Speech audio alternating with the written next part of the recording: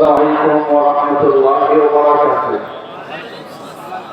الحمد لله رب العالمين، والصلاة والسلام على عبد الله ورسوله نبينا محمد وعلى آله وصحبه أجمعين. أما بعد. নওগাঁ জেলা জমিয়ত আহলে হাদিস ও জমিয়ত শুব্বানী আহলে হাদিস কর্তৃক আয়োজিত আজকের ইসলামী মহাসম্মেলনের সম্মানিত সুযোগ্য সভাপতি, জেলা জমিয়তের সভাপতি, মাননীয় প্রধান অতিথি, বাংলাদেশ জমিয়ত আহলে হাদিসের সম্মানিত সুযোগ্য সভাপতি অধ্যাপক ডক্টর আব্দুল্লাহ ফারুক হাফিজাহুল্লাহ, আপনারা দীর্ঘক্ষণ যাবৎ বক্তব্য শুনেছেন। দেশ বরেণ্য রাজনী বাংলাদেশ জমিয়ত আহলে হাদিসের সম্মানিত সহসভাপতি অধ্যাপক ডক্টর আহমদুল্লাহ তিরিশালী, একইভাবে আলোচনা শুনেছেন বিশিষ্ট রাজনী শাহেখ ডক্টর মুজাফফর বিন মহসিন, কিছুক্ষণ আগে শুনলেন শেখ ইব্রাহিম আব্দুল হালিম মাদানী, শেখ আব্দুল নাজিম সাংগঠনিক সম্পাদক বাংলাদেশ জমিয়ত আহলে হাদিস এবং আরো অন্যান্য উলামায়ে কেরাম।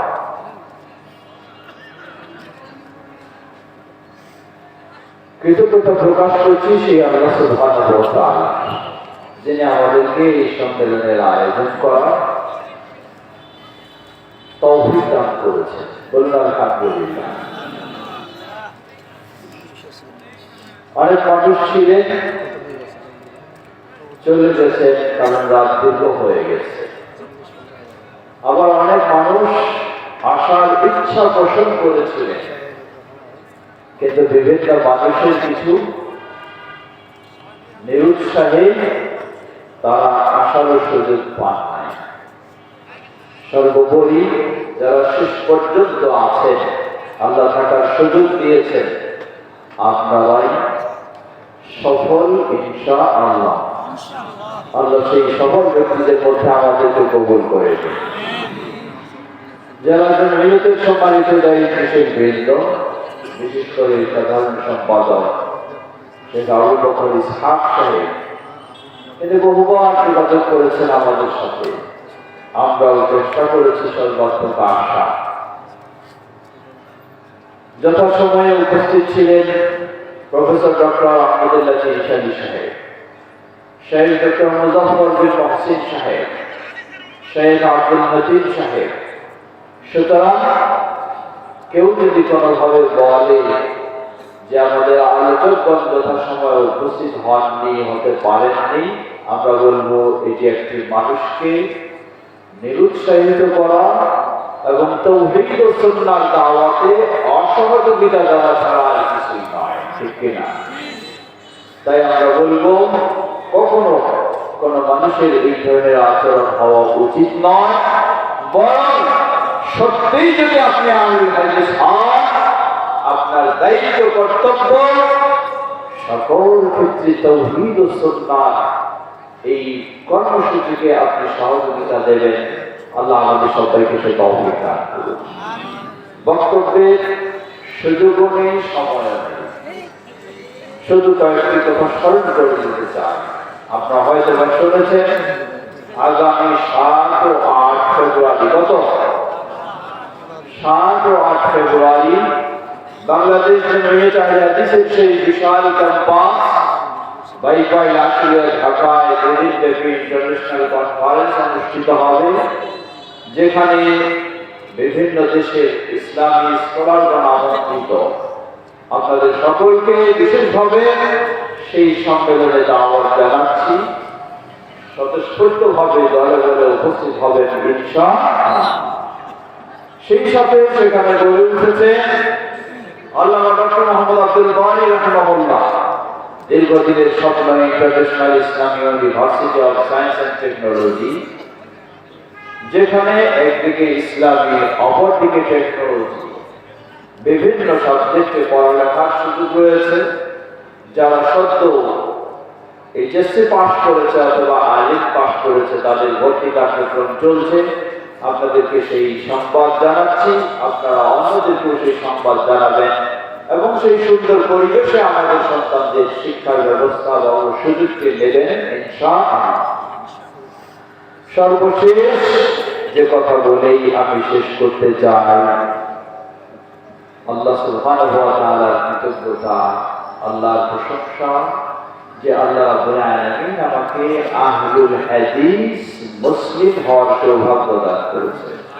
বলুন আলহামদুলিল্লাহ। বলবেন কেন বলবো আহলুল হাদিস মুসলিম? কারণ অগণিত অসংখ্য মুসলিম রয়েছে, কিন্তু মুসলিম হয়েও আল্লাহর জন্য সিজদা না দিয়ে মানুষের পায়ে সিজদা দিচ্ছে, ঠিক কিনা? ওই মুসলিম, তার ইসলাম দিয়ে কোনোদিন জান্নাতে যাওয়া সম্ভব নয়, তার ইসলাম দিয়ে কোনোদিন জাহান্নাম থেকেও বাঁচা সম্ভব নয়। সুতরাং সেই মুসলিমে তার ইসলাম দিয়ে জান্নাতে যেতে পারে, তার ইসলাম দিয়ে জাহান্নাম থেকে বাঁচতে পারে।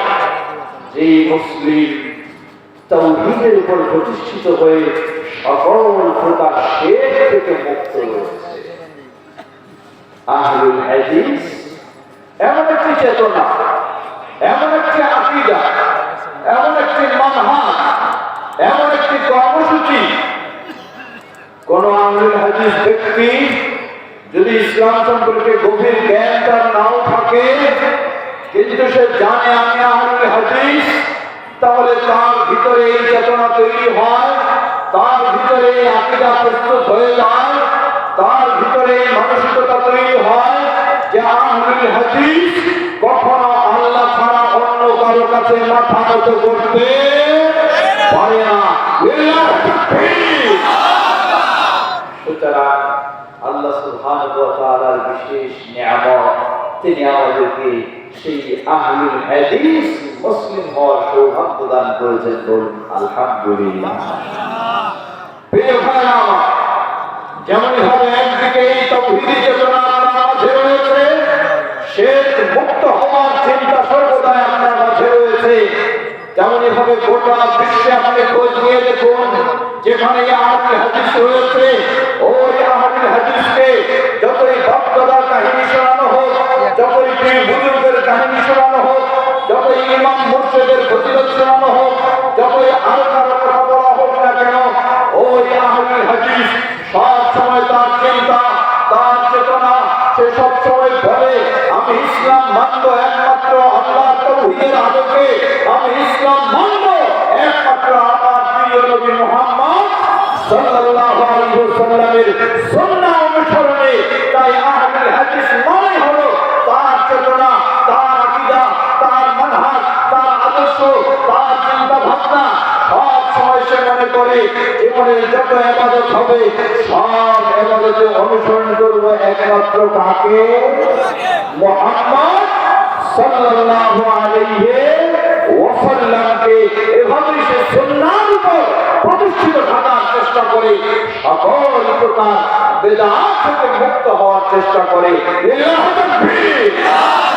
সুতরাং আহলুল হাদিস মানেই হলো যেই যুগেই হন, যেই ভাষারই হন, যেই বর্ণের হন, ভৌগোলিক যেই ভূখণ্ডেরই হন, আহলুল হাদিস মানেই হলো ওই মুসলিমের টার্গেট সর্বদাই আশহাদু আল্লা ইলাহা ইল্লাল্লাহু ওয়াহদাহু লা শারীকা লাহু আলোকে তাওহীদের পথে চলতে চায়, শিরক মুক্ত হতে চায়, ওয়া আশহাদু আন্না মুহাম্মাদান আবদুহু ওয়া রাসূলুহুর আলোকে সুন্নাহর পথে চলতে চায়, সকল প্রকার বিদআত থেকে মুক্ত হতে চায়। সেই আহ্বানে জানায় আজকে বাংলাদেশ জমিয়তে আহলুল হাদিস। বলুন আলহামদুলিল্লাহ।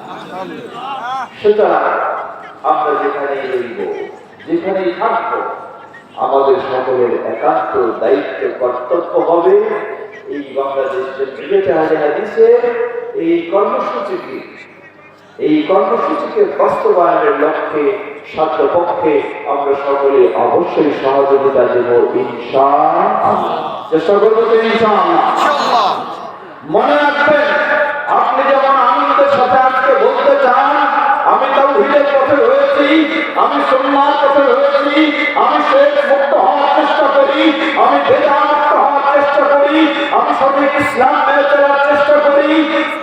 আপনি যখন এই পথে অটল থাকবেন এবং এই পথে আপনি দাওয়াত দেবেন, গোটা জীবন এই পথে অতিবাহিত করবেন, আল্লাহ সুবহানাহু ওয়া তাআলা আপনাকে সুসংবাদ দিচ্ছেন।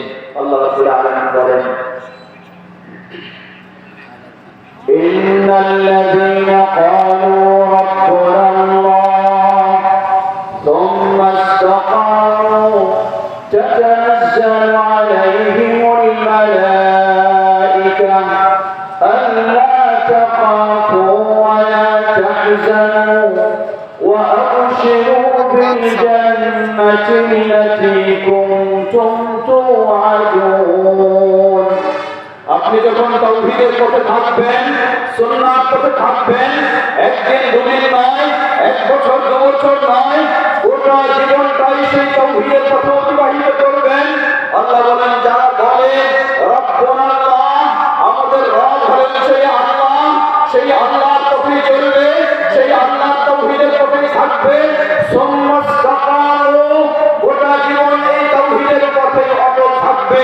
যখন মুমূর্ষু অবস্থায় পৌঁছে যাবে, মৃত্যুর সময় ঘনিয়ে আসবে, আপনার কাছে আল্লাহর বিশেষ ফেরেশতাগণ এসে আপনাকে সান্ত্বনা দেবেন। তারা বলবেন, আল্লাহ তাখাফু, গোটা জীবনটাই আপনি তাওহীদের পথে অতিবাহিত করেছেন, সুন্নাহর পথে অতিবাহিত করেছেন। আল্লাহ তাখাফু, কোনো ভয়ের কারণ নেই, কোনো শঙ্কার কারণ নেই, ওয়ালা তাহজানু, কোনো দুশ্চিন্তার কারণ নেই, বরং সুসংবাদ, ওয়াবশিরু বিল জান্নাতি আল্লাতী কুনতুম তুআদুন, সুসংবাদ গ্রহণ করো সেই জান্নাতে, এই জান্নাতের প্রতিশ্রুতি দেওয়া হয়েছিল তোমাদেরকে। বলুন সুবহানাল্লাহ। এটি হবে তাওহীদপন্থীদের সফল পরিণতি, সুন্নাহপন্থীদের সফল পরিণতি। অপরপক্ষে আপনি যদি তাওহীদের পথ হারিয়ে ফেলে শিরকের পথে লিপ্ত হয়ে যান, আল্লাহ সুবহানাহু ওয়া তাআলা বলেন, ইন্নাহু মান ইউশরিক বিল্লাহ ফাকাদ হারামাল্লাহু আলাইহিল জান্নাহ ওয়া মাওয়াহুন নার ওয়া মা লিয-যালিমিনা মিন আনসার। নিশ্চয়ই যে শিরকে লিপ্ত হয়, ফাকাদ হারামাল্লাহু আলাইহিল জান্নাহ, বহু ইবাদত করলেন গোটা জীবনটা, কিন্তু শিরকে লিপ্ত, আল্লাহ আপনার জন্য জান্নাতকে হারাম করে দেবেন, নাউযুবিল্লাহ, অপরিহার্য করে দেবেন জাহান্নামকে। এই জালেম মুশরিকদের জন্য দুনিয়া ও আখিরাতে কোনো সাহায্য সহযোগিতা থাকবে না। আসুন আমরা সেভাবে আমাদের জীবনকে গড়ে তোলার চেষ্টা করি। বাংলাদেশ জমিয়ত আহলে হাদিস, যেমন হচ্ছে বাংলা হাদিস, সেই আহ্বানে জানায়। সর্বশেষ বলতে চাই, আমাদের দৃঢ় বিশ্বাস এই উন্নত প্রযুক্তির যুগে তাওহীদ ও সুন্নাহর প্রচারকে আর স্তব্ধ করে রাখা সম্ভব নয়, ঠিক কিনা? আর থামিয়ে রাখা সম্ভব নয়। মিথ্যা গুজব ছড়িয়ে, মিথ্যা অপবাদ দিয়ে তাওহীদ ও সুন্নাহর দাওয়াতকে আর গতিহীন করা কোনোদিন সুযোগ হবে ইনশাআল্লাহ। বাংলার লোকে সকল মুসলিম এই তাওহীদের পথে ফিরে আসবেই আসবে ইনশাআল্লাহ। তবে আমাদেরকে একটু সচেতন হতে হবে, আমাদেরকে সতর্ক হতে হবে, আমাদেরকে আরো শক্তিশালী হতে হবে। সেই শক্তি অর্থে নয়, সেই শক্তি অন্য কিছুতে নয়, সেই শক্তি হলো ঐক্যবদ্ধ হওয়ার মাধ্যমে। আমরা যদি বাংলার বুকে প্রতিটি আহলে হাদিস ওই 1946 সালে আল্লামা আব্দুল্লাহ কাফের কুরাইশি রাহিমাহুল্লাহ যেমন ভাবে আহলে হাদিসদেরকে এক প্ল্যাটফর্মে ঐক্যবদ্ধ করে শক্তিশালী করেছিলেন, দাওয়াতকে জোরদার করে তুলেছিলেন, আজও এই উন্নত প্রযুক্তির যুগে গোটা বাংলার বুকে আহলে হাদিসেরা যদি আমরা ঐক্যবদ্ধ হয়ে থাকতে পারি, আরো মজবুত হতে পারি, নিজেদের ব্যক্তি স্বার্থে, ব্যক্তি চিন্তায় ভিন্ন দল গ্রুপ তৈরি না করে সবাই আসল সংগঠনে ফিরে এসে আসল প্ল্যাটফর্মে ঐক্যবদ্ধ হতে পারি, তাহলে আমাদের দাওয়াত আরো জোরদার হবে, শক্তিশালী হবে। অনতিবিলম্বে ওটা বাংলার মানুষ তাওহীদের পথে ফিরে আসবে ইনশাআল্লাহ। সেই আহ্বানে জানাই যে হাদিস, আল্লাহ আমাদেরকে সেই পথে ফিরে আসার তৌফিক দান করুন। পরস্পরের সহযোগিতা দিয়ে আমরা যেন তাওহীদ ও সুন্নাহর পথে আরো সফলতা অর্জন করতে পারি, সেই আহ্বান রেখে আমি আমার সংক্ষিপ্ত কথা এখানে শেষ করতে চাই। নওগাঁ জেলা জমিয়তে আহলে হাদিসের সম্মানিত সভাপতি জনাব শামসুল হক সাহেব একজন প্রবীণ মানুষ, যার মন দিয়ে এই দাওয়াতে কাজে সহযোগিতা করতে সবসময় প্রস্তুত। তিনিও শারীরিকভাবে দুর্বল, এমন ভাবে অনেকে আমাদের মাঝে অসুস্থ